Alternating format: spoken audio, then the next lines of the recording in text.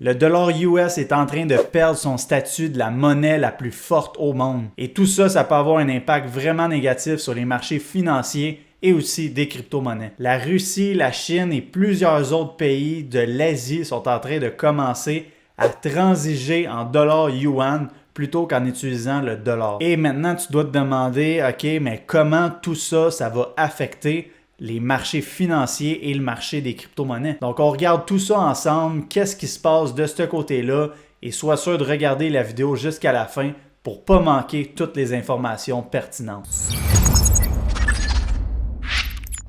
Donc, qu'est-ce qui se passe en ce moment? Bien, dans le fond, le yuan chinois a vraiment dépassé le dollar en tant que devise la plus échangée en Russie, donc entre la Chine et la Russie.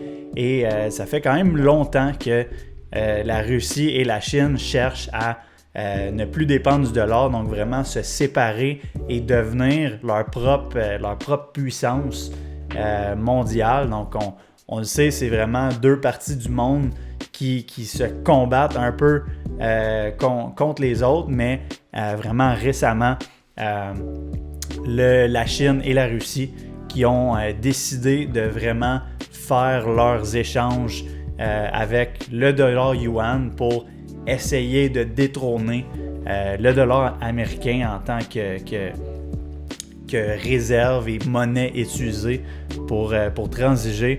Donc ça, c'est vraiment nouveau en date de, si je ne me trompe pas, ça a été écrit le 4 avril, mais ça vient vraiment tout juste de se passer au moment que je fais la vidéo. Donc, qu'est-ce que ça va amener? Ça peut amener vraiment plein d'impacts, OK? Donc, on en parle justement ici, Washington Post, le dollar est notre surpuissance et la Russie et la Chine le menacent, OK? Donc, on voit justement là le président de la Russie et le président de la Chine qui ont tenu une rencontre pour décider d'officialiser ça, dans le fond.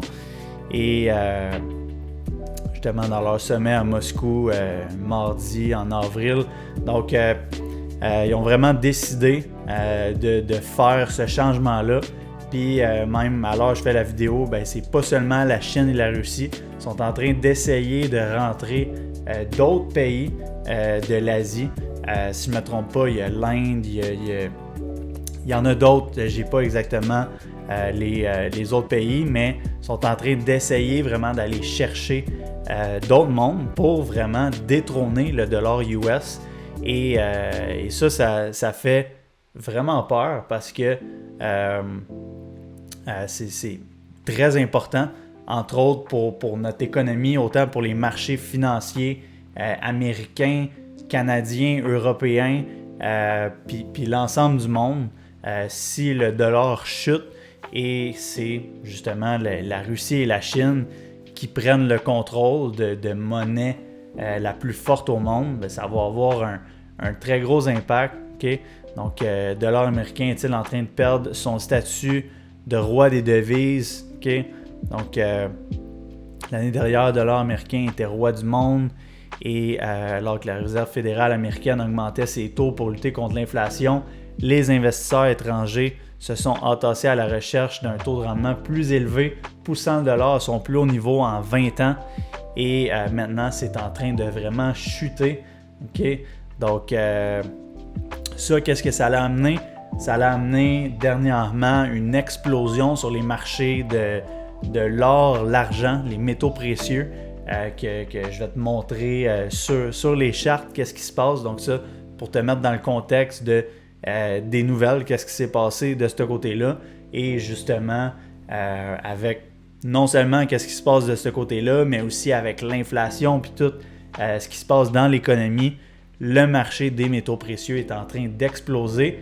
Et pas seulement ça, le marché des crypto-monnaies aussi. Donc, on a vu Bitcoin exploser, Ethereum. Donc, on va regarder sur les chartes dans 30 secondes. Mais justement, une autre nouvelle là-dessus. Un peu comme au moment de la COVID, le marché de l'argent et de l'or qui est en train d'exploser. Donc, si on regarde sur les chartes, en fait, on va commencer par le Dollar Currency Index qui est justement le dollar US, la puissance, si on veut, du dollar US qui est en chute depuis septembre 2022, ok? Mais qui avait fait quand même une remontée, au début de l'année et qui là recommence à tomber et qui est à un niveau crucial et qui va probablement dans le mois d'avril, dans le mois de mai, j'ai l'impression avec ce qui vient de se passer, tomber à des niveaux plus bas. Donc, il avait fait une énorme montée, le Dollar Currency Index, l'indice de devise US, du 31 mai 2021 jusqu'à là, une énorme montée. Et là, on est vraiment sur le point de retomber. Et pour ceux qui regardent la vidéo qui sont dans la crypto-monnaie, qui en majorité, si tu me suis, tu es probablement dans cette industrie-là. Mais c'est quelque chose de bien pour le marché des crypto-monnaies si le dollar, le DXY, est en chute. Okay? Donc, ce qui se passe ici, ça peut être vraiment bon. Oui, à la fois, le dollar qui perd sa puissance, ça peut faire crasher les marchés financiers. Mais pour l'instant, au moment où je fais la vidéo, à court terme, en tout cas, c'est quelque chose de très bon, surtout au niveau des crypto-monnaies, mais aussi pour le marché des métaux précieux. Donc, si on en parle justement très vite, on voit justement, ça c'est l'argent. Okay? Donc, on a eu un maximum atteint, maximum pas dans l'histoire en fait de l'argent. Okay? On est déjà monté à 49 dans les années 2011, mais dernièrement, dans les dernières années, le maximum qu'on a atteint, c'est 29,30. Et là, on voit qu'on a eu une énorme montée depuis la nouvelle, justement, entre la Chine et la Russie. Okay? Donc, on a vraiment dépassé une zone de résistance qui était très forte. On l'a dépassé vraiment facilement. Okay? Donc, on s'en va rejouer sur l'argent, sur des niveaux vraiment plus hauts. Même chose, l'or qui est en train d'exploser. L'or qui est à un niveau, le plus haut niveau, un des plus hauts niveaux presque. Alors, je fais la vidéo. Donc, l'or qui va probablement exploser à des niveaux plus hauts. Donc, ce qui se passe vraiment sur le marché des métaux précieux, les gens se réfugient vers les métaux précieux avec tout ce qui se passe dans l'économie. Et si on va regarder qu'est-ce qui se passe au niveau du Bitcoin, ben en fait, Bitcoin qui a eu une énorme... si je fais juste réduire ça. Bitcoin qui a eu une énorme montée. Okay? Donc, on a commencé... Le début de l'année, on a eu une montée. On a commencé à redescendre. Okay? Et finalement, dans justement les nouvelles qui ont commencé à se passer sur qu'est-ce qui se passait entre la Chine et la Russie, le dollar yuan et tout ça.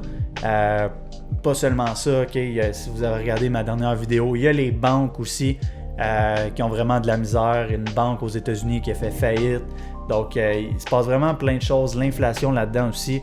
Donc, qui dit inflation, qui dit dollar qui est en chute, qui dit que justement l'économie va pas bien, dit justement pourquoi pas se réfugier dans le Bitcoin, qui est la raison pourquoi ça a été créé.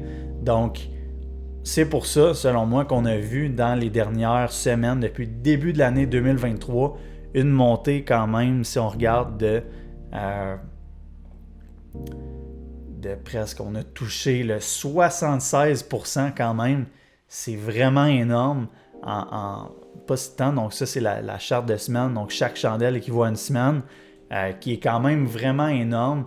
Et là, Bitcoin qui est justement en décision de savoir où est-ce qu'on s'en va. Okay? Donc des chandelles vraiment de côté, mais potentiellement qu'avec tout ce qu'on voit, et comme j'ai expliqué que le Dollar Currency Index est en baisse, on risque fortement de voir le marché des crypto-monnaies continuer à monter. Okay? Donc, continuer à démonter à des niveaux de haut. Est-ce qu'on est officiellement dans une tendance haussière, un bull market? On est potentiellement rendu là. juste si on regarde sur la charte de semaine, on est au-dessus de toutes les moyennes mobiles, on est au-dessus des EMA Ribbon aussi. Donc, en ce moment, on a dépassé toutes les zones de résistance cruciales et c'est même la même chose au niveau de Ethereum aussi, qui a dépassé tous les niveaux cruciaux qu'on avait à dépasser pour qui, dans les faits, ce qui signale qu'on est dans un marché haussier. Donc, pour ce qui est des crypto-monnaies, avec ce qui se passe par rapport au dollar US et tout ça, ça regarde vraiment bien pour l'instant. J'ai vraiment l'impression personnellement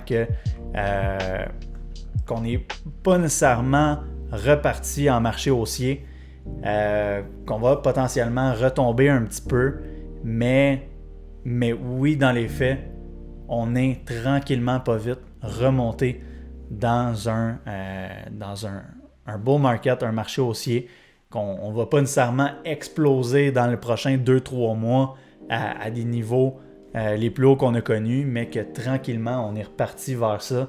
Donc, pour ce qui est des crypto-monnaies, ça regarde bien. C'est sûr que pour le long terme, si le dollar US est pour perdre vraiment son statut international de monnaie la plus forte du monde, comment ça pourrait impacter la crypto-monnaie, ça va être vraiment à voir. C'est une première dans le fond. Donc ça va être vraiment intéressant, mais ça va être à voir vraiment qu'est-ce qui va se passer de ce côté-là. Je crois personnellement que c'est l'occasion à la crypto-monnaie de monter à des niveaux plus hauts, de montrer le pourquoi ça a été créé spécifiquement sur le Bitcoin. Donc justement, au moment de parler de tout ça, le dollar US qui est en train de regarder pour changer vers le CBDC, qui est le Central Bank Digital Dollar. Donc, il se passe vraiment plein de choses de ce côté-là. Justement, la dominance de Bitcoin qui est à un niveau crucial qu'on a connu en 2021, en 2022 aussi, en juin 2022, et on est exactement au même niveau, donc de monter à des niveaux plus hauts. Donc c'est ça qui enveloppe qu'est-ce qui se passe niveau crypto-monnaie, qui est pour l'instant très bon pour le marché des crypto-monnaies selon moi, ce qui se passe. Donc ça va être à voir dans les prochaines semaines. Pour ce qui est des marchés traditionnels, le S&P 500, on était vraiment dans une descente depuis un moment et là on est tombé vraiment dans une consolidation. Okay?